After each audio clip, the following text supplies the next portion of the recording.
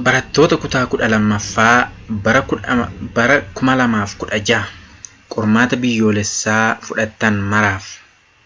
Akkuma beekamu Timirti Ministeeriin bara kana qormaanni biyyaalessaa onlaayinii akka ta'e yeroo baay'ee irra deddeebi'ee dubbataa turuunsaa ni yaadatama. Kanaafis viidiyoon har'a qophaa'ee isiniif darbaa jiru kun akkamitti kompiitara fayyadamtanii onlaayinii qormaata qoramuu akka dandeessan kan isin barsiisu waan ta'eef sirriitti nu duukaa bu'aa jechuun barbaada. Egaan barattoota nagaan koo isin haa qaqqabu jechaa akkuma beekamu qormaanni baranaa onlaayiniidha. Gaafa qormaataaf dhiyaattanii kutaa qormaataa seentanitti kompiitarri yookiin meeshaaleen elektirooniksii isin irratti qoramtan qophaa'anii isin eegu. Haa ta'uyyuu malee yeroo seentanitti kan isin qabattanii dhaqxan yuuzarneemii fi paaswoordii isinii kennamudha. Yuuzarneemiin lakkoofsa yookiin maqaa ta'uu danda'a. Yuuzarneemii lakkoofsa isinii kennamuu fi paaswoordii isinii kennamu sana qabattanii dhaquudhaan kompiitara keessanirra erga teessanii fuula akkas fakkaatu kana argitu. Fuulli kun Grade 12 National Exam jedha. Yuuzarneemii isiniif kenname bakka yuuzarneemii jedhamu kanarratti osoo hin dogoggoriin barreessitu. Paaswoordiis bakka paaswoordii jedhu kanarratti osoo hin dogoggoriin erga barreessitanii booddee loog in jechuudhaan gara fuula itti aanuutti darbitu jechuudha. Egaan asirratti yeroo yuuzarneemii isinii kennamee fi paaswoordii isiniif kenname barreessitan dogongoruu hin qabdanii. Erga loog in jettanii fuula itti aanu fuula akkas fakkaatu argitu jechuudha. Fuula kanarratti fuulli kun fuula isinitti paaswoordii keessan jijjiirtanidha jechuudha. Paaswoordiin inni duraa paaswoordii Timirti Ministeeriin difaawultii isiniif kennedha. Garuu isin icciitii keessan eeguuf yookiin immoo qormaanni keessan isin qofaan akka to'atamu gochuudhaaf paaswoordii dura isinii kenname sana jijjiiruu qabdu. Paaswoordii dura isinii kenname sana maal gootu? Current paaswoordii bakka jedhamu kanarratti paaswoordii duraa sana galchitu. New paaswoordii kan jedhu immoo new paaswoordii bakka jedhamee jiru kana bakka duwwaa kanarratti paaswoordii haaraa barreessitu jechuudha. Paaswoordiin haaraan isin barreessitan sun maal ta'uu qaba? Dijiitii 8 ta'uu qaba. Dijiitiin 8 caaluu hin qabu. Dijiitii 8 gadis ta'uu hin qabu. Haa ta'uyyuu malee dijiitiin 8 sunniin tokko qubee guddaa of keessaa qabaachuu qaba.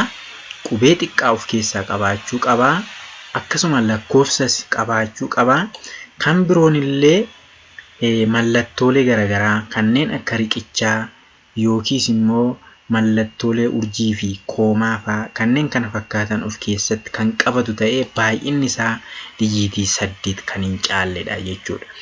Haa ta'u malee paaswoordii keessan isa duraa erga gashitanii booddee paaswoordii haaraa amma ani isiniin jedhu kana bakka kana lamaanitti gashitu jechuudha. New paaswoordii bakka jedhu kanarratti paaswoordii haaraa kan keessan ofii keessanii qofta beektan kan irraanfachuu hin dandeenye bakka kanatti erga gashitanii save changes jettu jechuudha.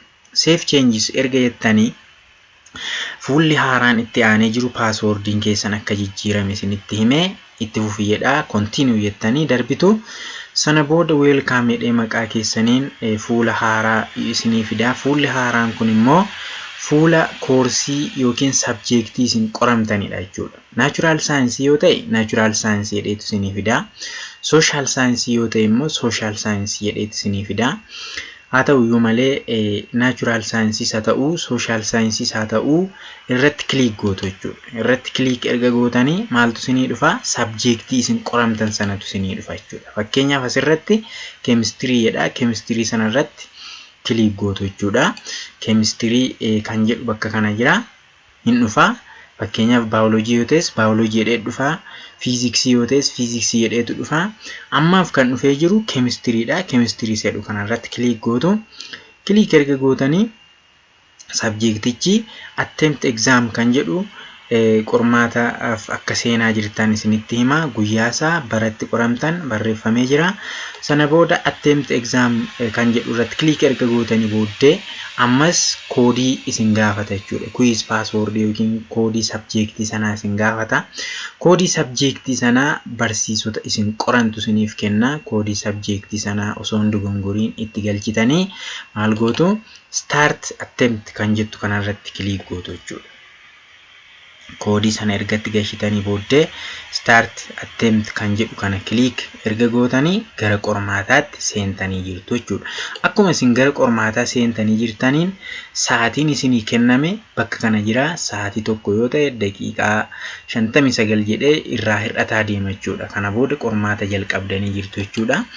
Haa ta'u iyyuu malee karaa harka mirgaa keessanii argitu yoo ta'e lakkoofsonni baay'een jiru.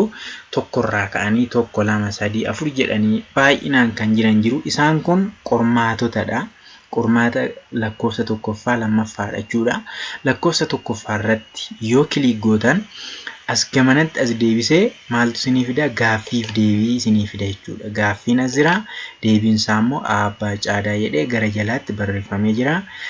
Gaaffii kana dubbistanii deebii isaa jalatti bakka qophaa'ee jiru kanarratti galchitu jechuudha. Yoo ta'e bukkee kana kan jirtu mallattoo 0 fakkaattuuf duwwaa taatee jirtu irratti click yoo gootan hin gurraachofti jechuudha. Sana booda deebiin isaa isiniif hin galeera jechuudha. Fakkeenyaaf siin yoo ta'e sii irratti click gaafa gootan haala kanaan gurraachofti. Sana booda next jettu gaaffii lammaffaatti ceetu. Next page jettu gaaffii sadaffaatti ceetu jechuudha. Haala kanaan galchaa next jechaa deemtu. Haa ta'u malee akka tasaa yoo deebiin taane galchitanii dogongortanii jijjiirrachuu barbaaddan clear my choice isheettu kanarratti jalatti click yoo gootan duwwaa irraa balleessiti jechuudha. Irraa balleessiti click gootanii irraa balleessiti. Sana booda deebii sirrii ta'e irratti filachuu dandeessu jechuudha.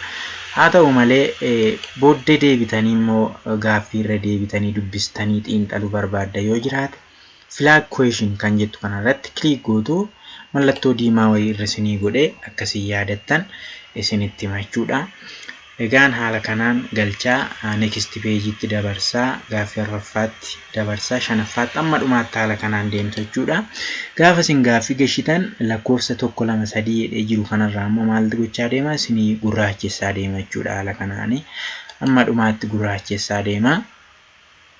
Haala kanaan gaaffii isin immoo yaadachuuf milikkitatti gootanii turtan qayyi godhee isin dabarsaa. Booda irra deebitanii ilaaluudhaan sirreeffattu. Hunduma isaa gaafa galchitanii fixxan asirraa gurraachessa jechuudha. Hunduma isaa hin gurraachessa. Sana booda duubatti deebitanii gaaffii hundumaa galchuu keessan check gootu jechuudha. Gaaffiin galchitaniitu yoo ta'e answered saved jedha. Hundumti isaa yoo answered saved jedha yoo ta'e deebichi kan gale ta'uu isaati. Akka tasaa kan irra darbitan yookiin dagattanii yoo jiraate not yet answered jedha jechuudha.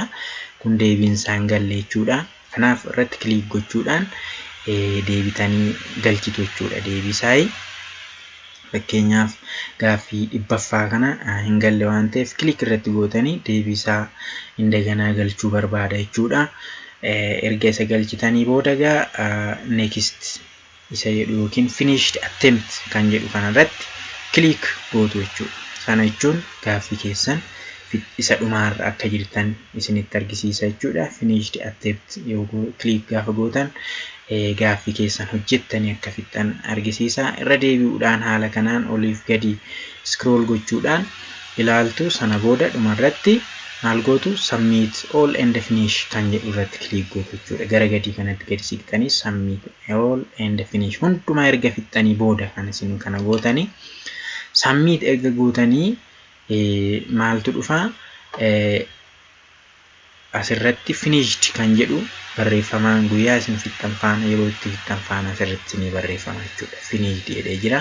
Kana booda gaaffii keessan hojjettanii fixxaniittu log out jechuudhaan interfeesii kanarraa baatu jechuudha. Haala kanaan egaa kan isin qormaata keessan qoramtanii baay'ee chaalenjii isin gochuu waan godhu miti. Baay'ee salphaadha. Irra deddeebi'aa viidiyoo kana ilaalaa. Waan isin hin galle immoo barreessaa. jabeessaa carraa gaarii isiniif hawwinaa. Subscribe share godhaa immoo namoota ijoollota hin dhageenye biraan qaqqabsiisaa jabaadhaatii isiniin jechuun barbaada.